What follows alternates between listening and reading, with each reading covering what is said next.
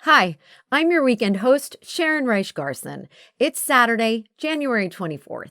Today, winter storm Fern barrels across the U.S., putting two-thirds of the country under its icy grip and 14 states on alert.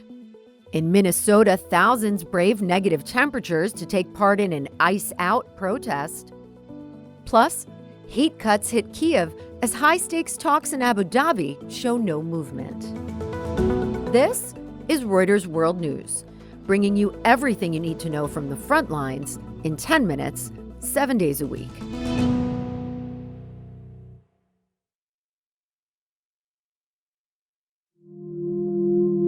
Winter storm Fern is spreading snow, sleet, and freezing rain across the eastern two-thirds of the U.S., with government warnings stretching from the southern Rockies to New England. At least 14 states and D.C. have declared weather emergencies. Forecasters say the setup echoes the 2021 ice storm in Texas, which brought widespread outages, though officials say they're preparing systems now. Airlines are canceling flights to and from New York and Newark for Sunday and Monday, as heavy snow is expected there. And U.S. carriers are issuing waivers as weather disrupts hubs across the south, east, and central U.S. The low hits 8 degrees Fahrenheit in Oklahoma City, where snow is already falling, and forecasters say up to 12 inches plus a glaze of ice are possible.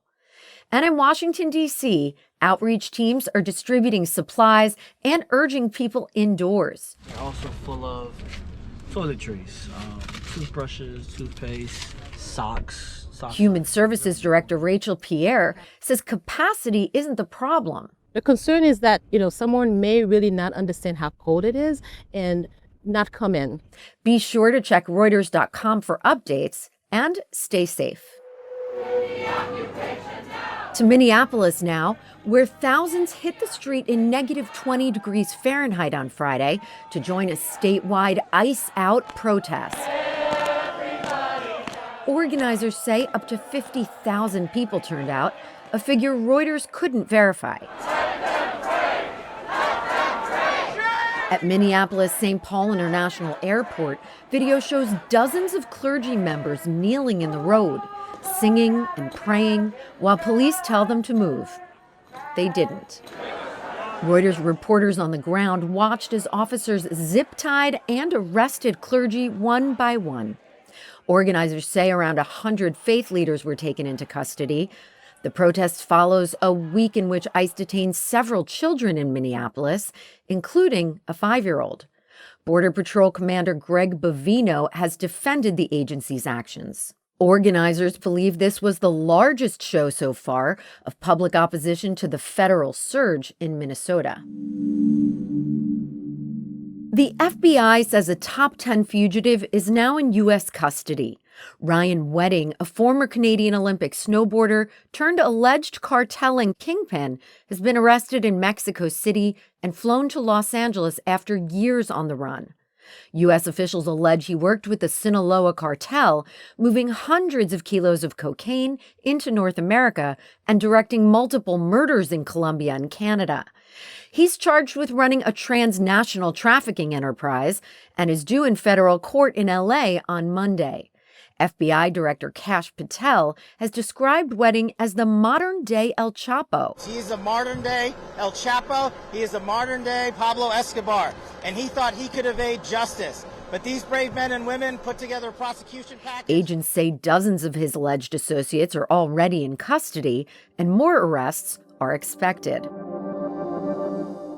Now to Ukraine, where Russia's overnight strikes on the country's energy system left nearly 6,000 buildings in Kyiv without heat as temperatures hover around 14 degrees Fahrenheit.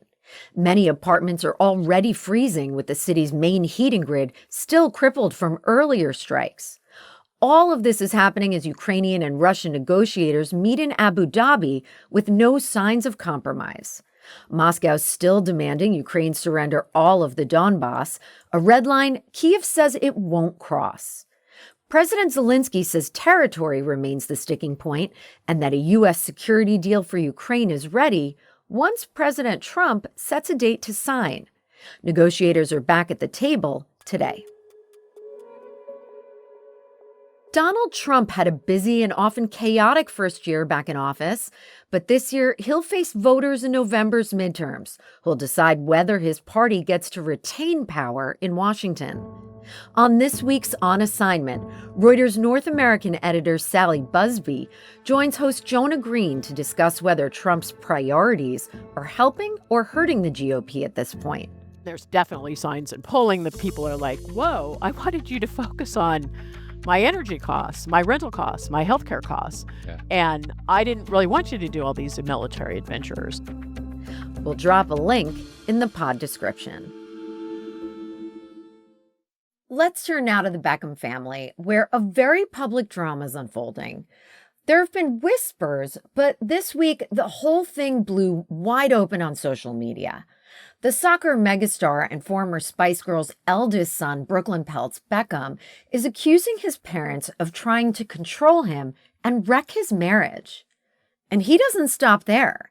In a string of Instagram posts, he claims his parents went to extreme lengths to protect the Beckham brand, even accusing them of trying to bribe him for the rights to his own name. So what's really going on? We put that question to reporter Paul Sandal. Nearly a decade ago, Victoria registered Brooklyn Beckham as a trademark in the UK. And she's done this with all of her children, the younger ones, Cruz, Romeo, and Harper 7 as well. They're all registered trademarks pertaining to businesses such as media, sport, cosmetics, fashion, some of the areas where brand Beckham already operates. And this is what people think his comments about them bribing him to lose the rights to his own name, this is what it alludes to. And there's another layer here. Just a few years ago, part of the brand was sold to Authentic Brands Group, who co-own the brand. They reportedly paid around $270 million to buy a controlling stake, 55% stake in DB Ventures. So there's also outside business interest in the Beckham name now. That could have been part of the reason why she wanted to renew the original trademark around Brooklyn's name. Trademarking a name, even a child's name, isn't unheard of for a family that's built itself into an empire. But how common is this? Registering your name as a trademark if you're a celebrity is pretty common. It's not very common to extend it to your children. A lot of celebrities who use their name don't really want their children to face the pressure of becoming part of a family business in the way that the Beckhams have always done since the children were young. They've been all across social media. They've been at Victoria's fashion shows in the front row. They've really become part of the family and the brand as it's evolved through the last couple of decades. Over to Antarctica now, where penguins are responding to warming temperatures by breeding earlier and earlier each year. And their breeding season is shifting at record speeds, faster than any other bird species ever recorded. Lead researcher Juarez Martinez says the effects of that shift still aren't clear. The biggest unknown at the moment is whether the penguins are effectively adapting to climate change, like, for example, moving together with their food resources, or they are what we call mismatched. So the food resources and the penguins are not moving at the same time. And this could have impacts on how many penguins they can raise every year. But he says it's a major concern for 2 of the 3 penguin species on the continent, especially chinstrap penguins. We are fearing that this might cause much more competition because these 3 species normally were kind of like separated apart because of their different timing of breeding. Extra competition can be an extra problem. Actually, chinstraps, in many models, they don't look that they are going to survive this century.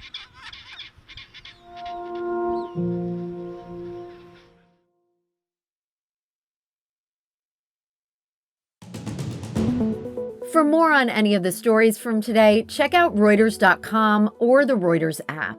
Don't forget to follow us on your favorite podcast player. And if you're listening on a smart speaker, just ask for the latest news from Reuters 7 days a week. We'll be back tomorrow with our daily headline show. you.